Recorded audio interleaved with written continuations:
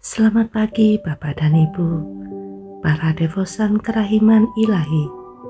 Bacaan hari ini dari buku harian Santa Faustina, nomor 838 sampai dengan 840.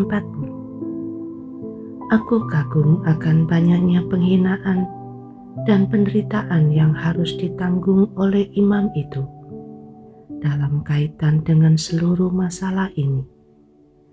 Ini mengacu kepada penderitaan dan penistaan yang dialami oleh Pastor Michael Soposko dalam usahanya untuk menyebarluaskan devosi kepada kerahiman ilahi dan mendirikan suatu kongregasi baru.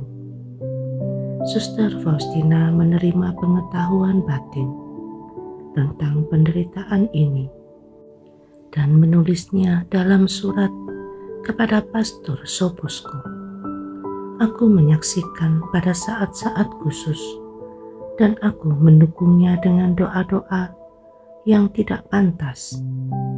Hanya Allah yang dapat memberikan keberanian sebesar itu kepada seseorang.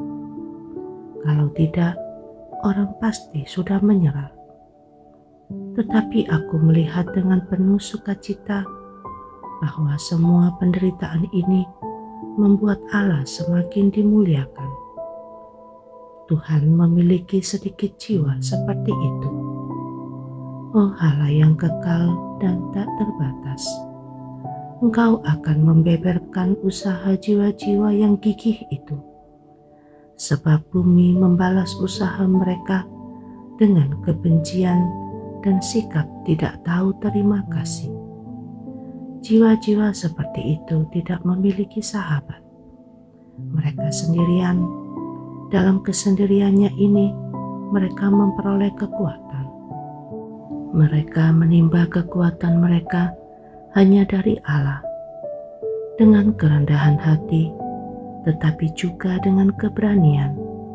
Mereka berdiri teguh menghadapi semua badai yang menerpa mereka.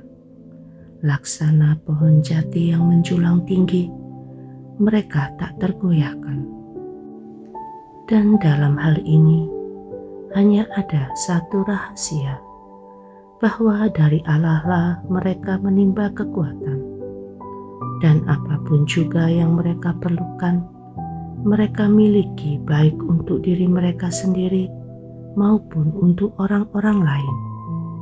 Mereka tidak hanya memikul beban mereka sendiri, tetapi juga tahu bagaimana memikul beban orang-orang lain dan bahkan mampu memikulnya. Mereka laksana tiang-tiang lampu di sepanjang jalan Allah. Mereka sendiri hidup dalam terang itu dan memancarkan terangnya atas orang-orang lain. Mereka sendiri berada di ketinggian dan tahu bagaimana menunjukkan jalan kepada orang-orang yang berada di tempat yang lebih rendah, kepada orang-orang yang berada di tempat yang lebih rendah, dan membantu mereka mencapai ketinggian itu. Oh Yesusku, Engkau tahu bahwa aku kurang pandai menulis dengan baik, dan di atas semua itu, aku bahkan tidak memiliki pena yang baik. Seringkali pena itu begitu jelek, sehingga untuk menyusun kalimat, aku harus menulis huruf demi huruf. Dan ini belum semua.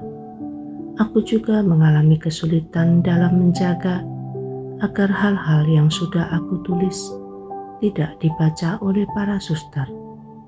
Dan sangat sering aku harus menutup buku catatanku setiap beberapa menit untuk mendengarkan dengan sabar cerita seseorang.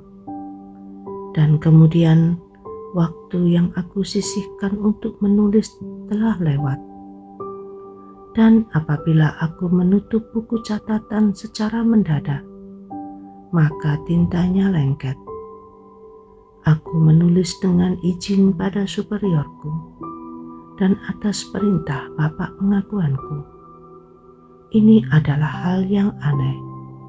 Kadang-kadang aku dapat menulis dengan sangat baik, tetapi pada waktu-waktu lain, aku hampir tidak dapat membaca tulisanku sendiri. 23 Desember 1936. Aku meluangkan hari ini bersama Bunda Allah dan mempersiapkan diriku untuk perayaan meriah kedatangan Tuhan Yesus.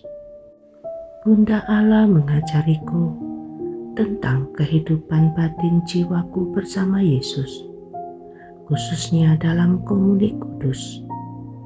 Hanyalah di alam abadi kita akan mengetahui misteri agung yang dihasilkan oleh komuni kudus dalam diri kita. Sungguh saat-saat yang berharga dalam hidupku. Yesus, Engkau andalanku.